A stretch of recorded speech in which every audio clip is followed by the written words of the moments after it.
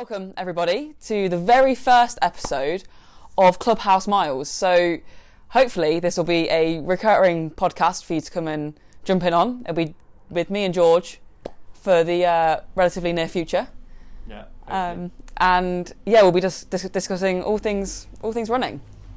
Yeah, so if you're listening to this on like Spotify, Apple Podcasts, all that, this used to be the Elite Endurance podcast, which was my podcast. However, we decided to reignite the podcast because I hadn't posted in like a year. So it's just going to be two hosts now instead of one. Hopefully we'll be bringing interviews and all that stuff to you guys. And obviously, if you're watching on YouTube, it's a visual format now instead of me sat at my desk with someone online. So yeah, it's good to be here. How was your weekend, Rosie? Yeah, my weekend was pretty good. So I started off Saturday. I think I was just doing some general prep work. I had Loughborough International yesterday. So I was doing a lot of commentary for that. Obviously, this is going to go out in June, so it's going to be a little bit outdated by then. But yeah, I was working the Loughborough International, did I think it's about 8 hours worth of commentary for the live stream, which was good fun. So if you watched that, it was my lovely voice you were listening to. How lucky are you? So yeah, busy, tiring, but absolutely brilliant. How was yours? Yeah, it wasn't too bad. Just coming back from doing a marathon, so did a 20-mile bike ride yesterday, which was 9 miles to my girlfriend's, then cycled alongside her while she was doing her long run, and then cycled back here. So it was like 20 miles odd, which was nice. As you can see, well, you can see, no one else can see, I got my cycling shoes out there. They're a bit dirty because I decided to go through Wimbledon Common. Right. I got halfway through it and I literally just got stuck in sand because I've cycled through there in the winter. There was no sand at all. But for some reason, they've decided to cover the whole of Wimbledon Common. I'm not sure if it was like they've done it on purpose or it's like blown off the golf course because there's a golf course there. There was a lot of sand, so I had to walk like all the way through the common, which was so annoying.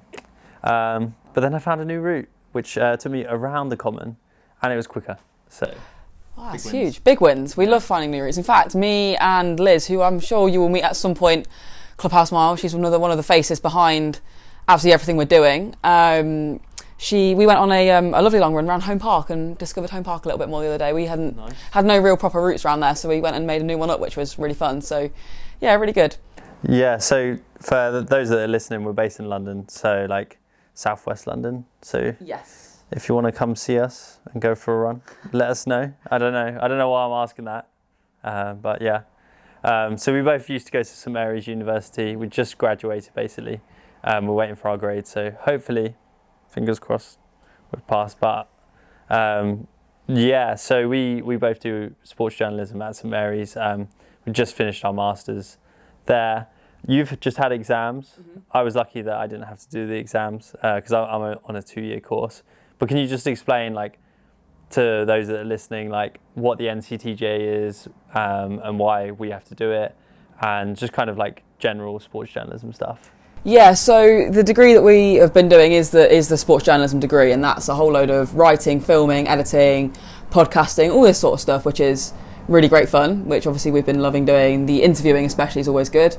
And the NCTJ kind of runs alongside that, and it's a typical journalism qualification that tests your kind of traditional skills in the field of journalism, things like match reports, helps with training for things like PR, marketing, that sort of thing. So a little bit of a broader spectrum rather than just the sports journalism that we're focused on the actual master's degree. We've done several different modules. I think there's a shorthand module that you can do. I was lucky enough to escape that one. Thankfully, that's not something I particularly want to do. A good background in media law, some public affairs, that type of thing. And it's it's been a really interesting course. The exams have been tough. It's been a hard little timetable that we've had to do over the last few months, but we've got it done. The last thing is in. So for the NCTJ, it's ticked off, which is great.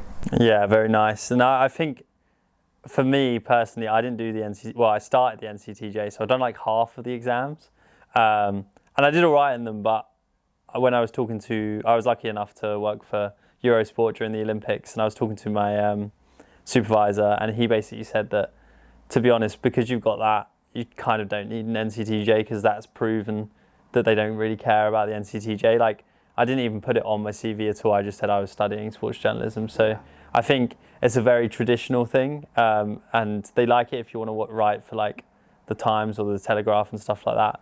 But even now, when I've been like applying to jobs and stuff, there's not many like ones that have the description that say, oh, you need to be NCTJ qualified. It just says NCTJ or equivalent, which is obviously the sports journalism degree. So I think as well, like for me, doing that alongside running and trying to be as best as I can be and train a lot, it was way too much to be able to just focus on that sort of like exam as well. So like for me, obviously, like I just said, I'm running quite a lot now. Can you just like tell them about your running journey? Yeah, so I started off, I was a bit younger than you when I found the world of athletics, and I think I was that annoying little child that had way too much energy, and I got sent out for a run or go do some sport, go do some exercise, and sign up to every sports club. And eventually I did the school running club, and that was great fun. It was wonderful. I think I was 8, and then you go and you think, oh, I'll do this race for the school, I'll get out the spelling test this week, great, and I'll go down to the local athletics club, and it kind of snowballed from there. And yeah, I won a few medals as a junior, which is always good fun. Kind of reignites your love for the sport every time that you win a medal. It kind of gets you hooked a bit. And as I continued, I always wanted to be the best I could be. I always wanted to keep winning medals and keep doing stuff. Became apparent that I probably wasn't going to be the most talented athlete in the world, as most of us aren't. But I still absolutely adore the sport. Everything I do has been centred around running. Every decision I've ever made pretty much has been, well, where can I go that's going to be running or sport or something that I'm interested in, which is pretty much running and sport. And now that's led me into the world of commentary, sports media, and most of what I'm doing is sports commentary at the moment. I'm running as much as I can in between that. Obviously, races are a little bit hard to come by when you're talking about all of them all the time. So that can be a bit of a challenge, but yeah, running as much as I can, and it's great fun. Yeah, so you used to steeple, right? Yes. How was that? Hellish, I think, is the best word to describe it. Steeple is actually great fun. People refer to it as cross country of the track, and rightly so. Like, you've got a lot of kind of twists and turns in there, kind of metaphorically, I guess. You've got the barriers, the water jump. It's a lot of technical work. But where other people might have that out and out speed, that really snap that you get on the last 200 metres, you need the strength that comes through for the steeplechase, and that's what will help you shine. The technique is really important. Some people neglect it, and eventually that kind of shows up. If you really work hard on your technique and you build the strength, towards the end of the race, when you're running through treacle, it feels like you will run through treacle just a little bit quicker than everybody else, and that's the important part, basically. Yeah, for sure. I think for me, I've always wanted to try the steeple, and there was an option this weekend to do an SAL for Highgate, and there was 2 steeplechase places open just to like jog around and get some points, but I'm just too scared. I think I'll get to the barrier and literally just have to step over it. Like, I reckon like the flat stuff, I can do that. It's the water jump that probably petrifies me the most. Yeah, I think the first time I tried the water jump I was on a training camp out in Spain. I think it was like 2017. I think I was 14, 15 years old, something like that. And I just looked at it and I just went for it. And just kind of, yeah, no fear, off you go, give it a go. Once you've done it once, you're all right. And every time you fall or you have a slightly iffy jump, it takes a couple of goes to get your confidence back. And it is that fear that is a bit of a determining factor, really. You've got to go for it. If you don't go for it in a steeplechase, you leave yourself susceptible to a few issues and a few injury risks, I think. Yeah, definitely. Because I've cleared the height on a normal hurdle, but then looking at how thick the actual steeple hurdle is, it just petrifies me, and I'm just like, there is no way on earth that I'm actually probably going to try it. Yeah. Hopefully, like one day when I've just like given up with running, I'll just like jump in an SAL and do it. But I think it is a great thing to try. It's brilliant fun to do. Yeah, I think you look at a hurdle, you clip a hurdle, that's going to go with you. You won't lose your momentum too much. You'll just kind of carry it forward. You hit a steeplechase barrier and you're stopped dead in your tracks. You are just going to hit the floor. And that does hurt quite a lot. I've seen plenty of people do it. I've done it. It's painful. Yeah, for sure. And then kind of my perspective of like running and stuff. So I started running when I would say like the first time I ran properly, I was in like sixth form, and you know that they used to do like sixth form versus teachers like relay race, and no one really wanted to do it in my year because they were, I don't know, it was a strange year where like there was quite a lot of athletic people, but they just played football and they didn't really care about running. So I had no clue about running back then, and I just was like, yeah, I'll jump in and just do it. And so I did that, and then they were like, oh, do you want to do the 8 and the mile as well, like the 800? And I was like, yeah, go on then. So I ended up doing 3 events that day. The 800 I came 4th, and I was like, whoa, I'm actually all right at this, because it was the year 12s and year 13s, and there were some runners in the year below. One of them actually, I think, ended up going to the US. But yeah, so I did the 800, and I was like, oh, that was fine. Did the mile, that was awful, because I knew it was double the distance, but it was the fact that I just came 4th in the 800, and like probably exerted myself the most I ever have. As soon as it got to the mile, we came off the line, and I was in the pack, and then I just kind of faded and faded and faded. And there's like a video of me somewhere where I was just like walking, and then my friends like cheered me on, and I took my top off and just like finished the last lap. But yeah, so that's kind of when I first like actually ran.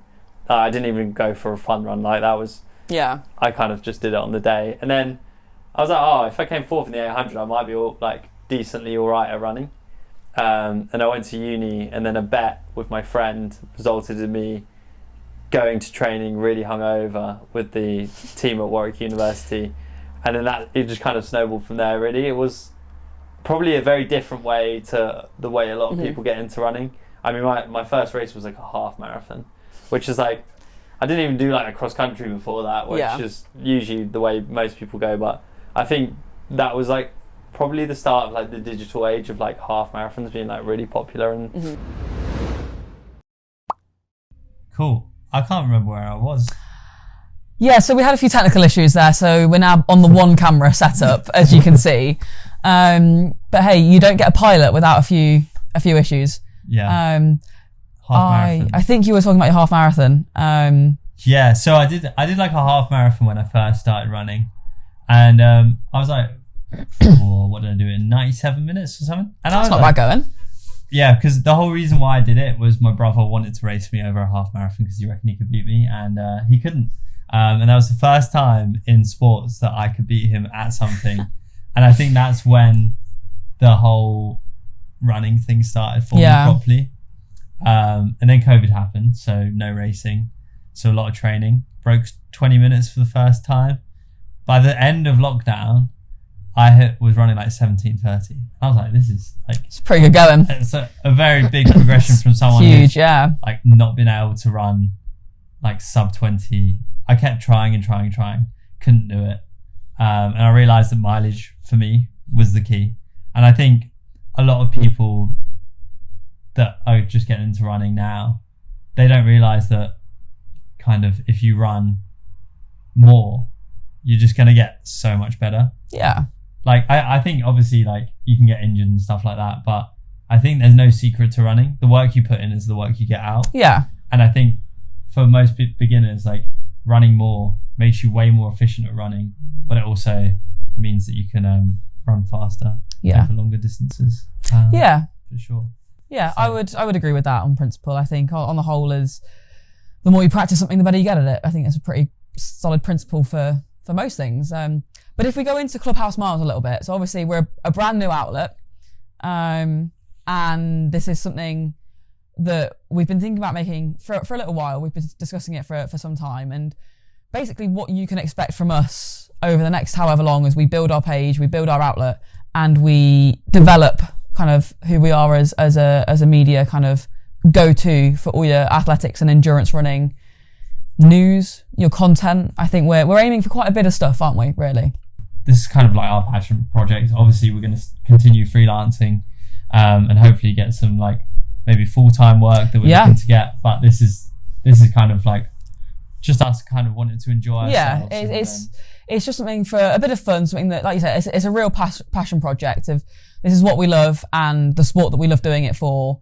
I think the freelancing that we're both doing will, like you say, like you'll see us here, there and everywhere. Like any page we pop up on is wonderful. But yeah, if we're hoping to get this podcast going, newsletter going, hopefully some fun content on the Instagram page as well, some athlete interviews, some more kind of TikTok-y kind of reels that you're looking at, a bit of fun. We want a nice blend of light-hearted content that you're going to enjoy, relate to, laugh at a little bit, as well as some really nice kind of journalistic angles on what's going on in the athletics world, basically. Yeah, so on top of that, I'm quite well kind of focused on the written side, I would say. But I've always wanted to be in front of camera, so this is kind of like a dream come true to be here with Rosie. Not to be here with Rosie on my sofa, but to be on the camera. Rude. With someone that obviously is very good at thank you. all the commentary stuff, and I just about redeemed yourself. And I think as well, like it's always like taken my time. Like I've always done YouTube. Like if you subscribe to my YouTube, do it here. I've got like 250 subscribers, but the thing that got me the most views were the behind the camera stuff I was doing. So I did with one of our friends, Kate Essie Morris. She's a really good athlete. She's kind of that sub-elite level, and I made 3 documentaries on them, on her, and I think the biggest one got to like 10k views, and I was pretty taken aback by that. And that's kind of the stuff that we also want to be producing. Oh, absolutely, yeah. So this year, this is the bigger reveal. I am making a documentary about sub-elite running in general and the grassroots kind of scene in the UK, because I don't think it's really, there's no real coverage of it. Like people turn up to SAL leagues and do a bit of running, and there are the big events in London and stuff, but there's not really like loads of coverage of it. You have the like YouTube live stream and stuff, but there's no like in-depth looking at a couple of people who are at the sharp end, kind of breaking into that high level sub-elite, if not like national athlete international athlete sort of level. So the idea is of that kind of project is just going to be what I'm doing this summer. Also, I'm going to be racing as well, so I'm not going to film that, but yeah, I'll be just trying to break through. So that's kind of like what we're kind of aiming to do. Yeah, absolutely, and hopefully we'll see it grow and blossom. There's obviously the 2 of us behind it.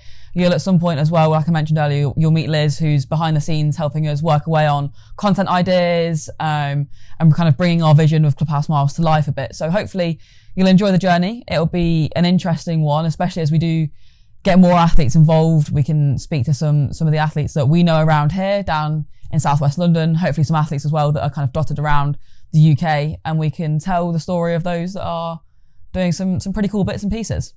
Yeah, exactly. So we touched on your commentary job. Yes. What have you got coming up? Quite a bit. It's a little bit of a busy one actually this summer. So obviously we're filming this kind of mid to late May. We'll be seeing it in June. So I've got a couple of BMCs, that kind of thing lined up, remote commentary. So I often do remote commentary from my flat down here. And that goes out on a live stream for people to watch and enjoy, and maybe mute me if they find me a bit too annoying. And then in June, so just after this airs for the first time, I have my first gig with European Athletics, which I'm very excited for. It's the JBL Jump Fest. So that's taking place, I believe it's in Slovakia. But I am again working remotely from London. So that's going to be great fun. And that JBL is in the speaker? I believe so, yeah. I think they're the sponsor, the title sponsor for it. So it's a bit like that meme. It's like Fetty Wap. Yes. The JBL speaker. I want you to be mine again, baby. And then you got like, I don't know, Mondo. Like, yeah. I'm going to make a reel of that right now. Yeah. Cut it here, George. And then, so that's going ahead, and I'm really excited about that. It's one of the biggest street meets in the world. I think it's a world continental silver graded meet. So some big athletes will be going for different standards and stuff, which is absolutely brilliant. And then I've got some very fun and exciting work coming from London Marathon events. So I'm doing the emceeing for a corporate 5K for them, hopefully. I think that's in July. And then in September, I'm on the mic for the big half, which will be really exciting. I wish I was doing that, but I'm not. But I am doing Vitality 10K. So that'll be my kind of winter season opener. Mm-hmm. And then I'm doing the Cheshire Half Marathon before that, I think. Very fun.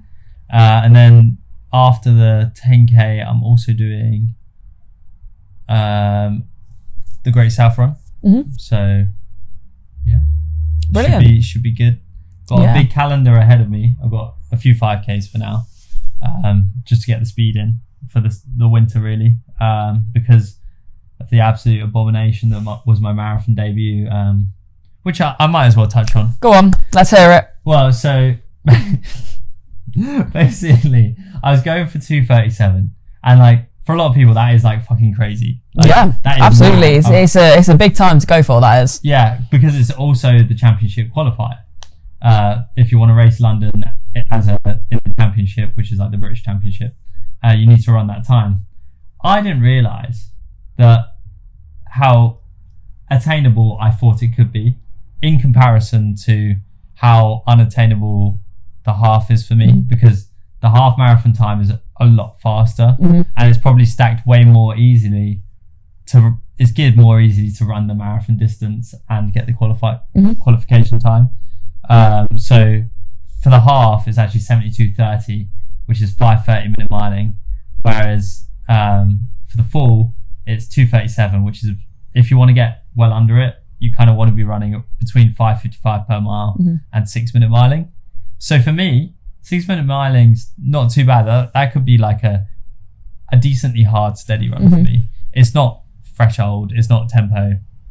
It's just a good, like, solid effort. So I trained really hard for it, went to altitude, got all the work in. I was running marathon pace up there, and it was starting to feel really easy. I was getting in decent long runs, and it was all kind of falling into place, and it did fall into place.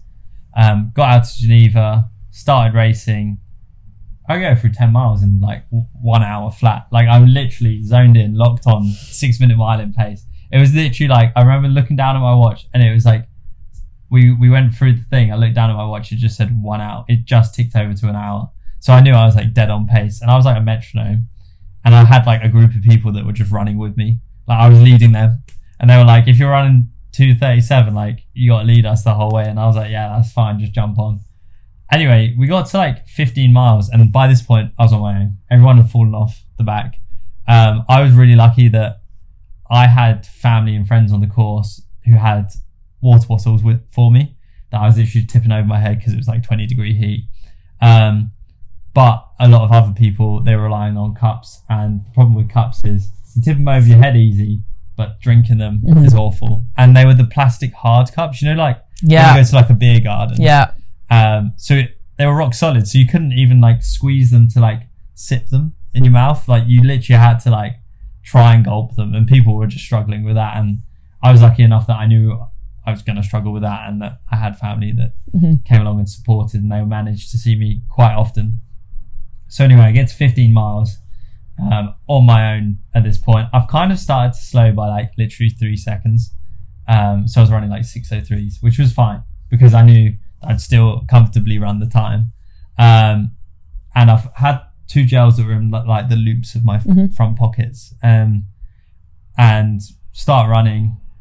Well, I'm already running, and I'm like, oh, I need to get one out of my back pocket. So I come around this corner, and as I'm twisting my body like this, like to the right, I kind of like unzip the back pocket, and I reach in to grab the gel, and as I pull the gel out, I twist back the other way.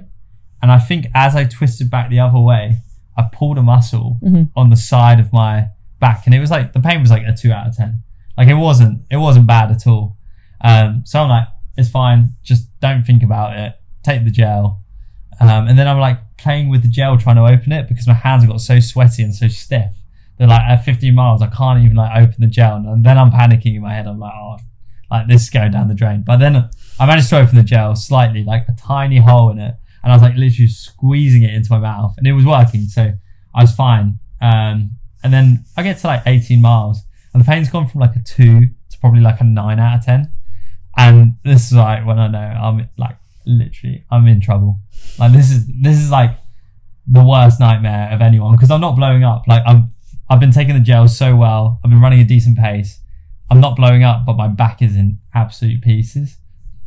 So I give myself 30 seconds at the water station that's coming up. I say, George, you can walk for 30 seconds, stretch your back out, start going.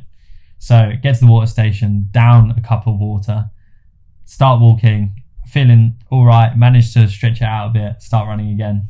But I remember when I was walking along this water station, there was a hill, and it was like the biggest hill I've ever seen in the whole of Geneva. Like Geneva's like relatively flat, and the course is kind of like just slowly rolling hills. But this was like a mammoth hill. It looks huge. And then I realised that everyone's turning right, so you don't actually go up the hill. But I was literally like, in that moment, I just remember being absolutely petrified that I'm going to have to try and run up that with a back like mine. But it was all right. So anyway, start running again, all good. Get to 20 miles. There's a nice big downhill, and I'm like, okay, just send it, George. Like you're on pace. Like you can run sub 240 for sure. Maybe not the marathon time, but you got a bad back. So send it down this hill, get to the bottom. And you're kind of like in this motorway tunnel, and they've got like this DJ music playing, and it's so loud that you can't actually think about anything but just running. Or well, I wasn't even thinking at this point. I felt like I was just flying, and I was like, this is great. Come out the other side and realize that my back has worsened so much that I physically can't move my legs. And I look down at my legs, and that I might as well just be walking. Like I've tightened up so much that my stride length has gone from like a nice, like, decent couple of, well, like, what is it, like, what's your stride length, like, 1 point something? Yeah, it's 1.8 or something. Yeah, it's something like around something like that, I don't know. But it's gone from, like, a lovely, nice flowing stride to literally a shuffle. And this is when I just, like, was like, I'm not going to make it. I still have 5 miles to go, and I just can't do it. So I was like, okay, you can walk again, because you're not running, like, at this point. So I walk and walk and walk, stretch it out, but like start running again, try and get down to 6 minute pace. It's not happening.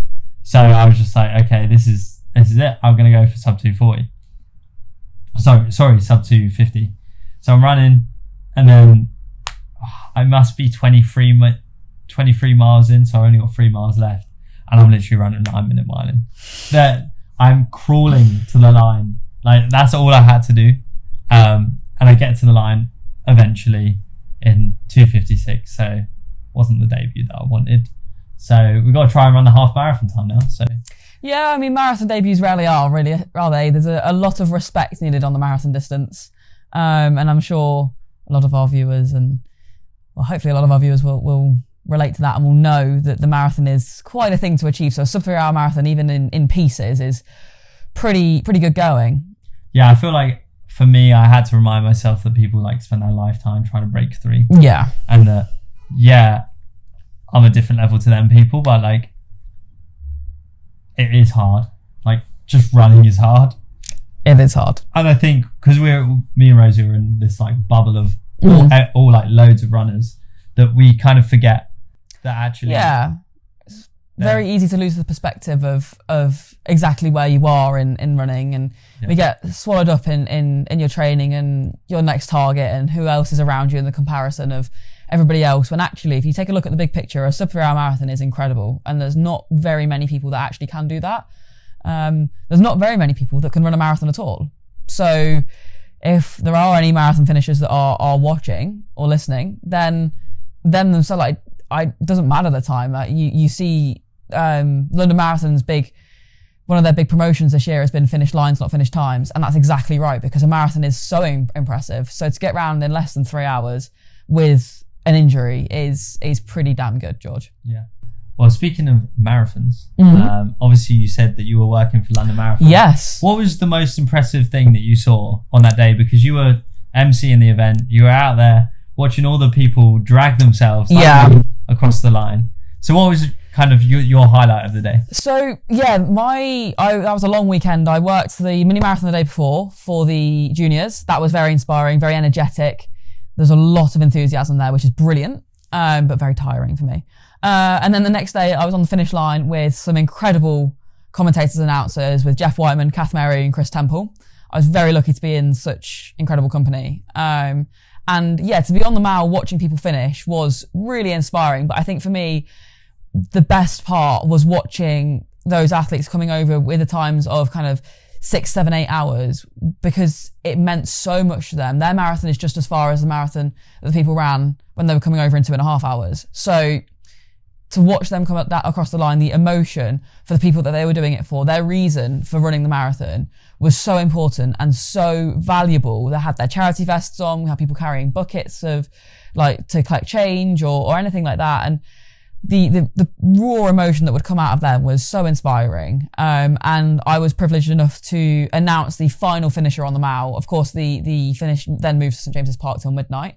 But my shift was on the mile, and I announced the very last person that finished on the mile, and that was my highlight. That was the most inspiring thing I've ever seen, was watching, I believe her name was Emily, come across the line, and that was just incredible to watch her finish. She completed every single step of that 26.2 miles, and she got her finisher's medal and a huge achievement, and that was just amazing. Yeah, I've always wanted to, like, I don't know, like when I get older, when I give up running, I just want to like do a marathon, become like dead last. I feel like that was so cool. Like, just like there was this one guy that I think it was like, I read it in a book somewhere. It was like 6 years ago or something ridiculous. And he crawled the whole London Marathon in a gorilla costume. As one, you do get some wild things going on in London. It took him 12 days to finish. By the way, the finish line had gone by then. They had packed long gone. But he still finished it. I just remember seeing it on the news like 12 days later, being like, what the hell is going on? This guy is still crawling. Yeah. I was there any like cool records? I think I saw a guy, because I was there just watching.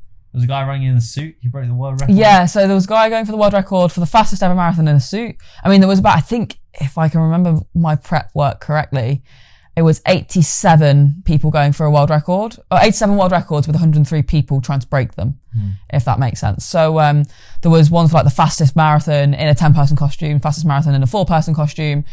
The fastest guy to ever run one in a suit, and I think he was successful.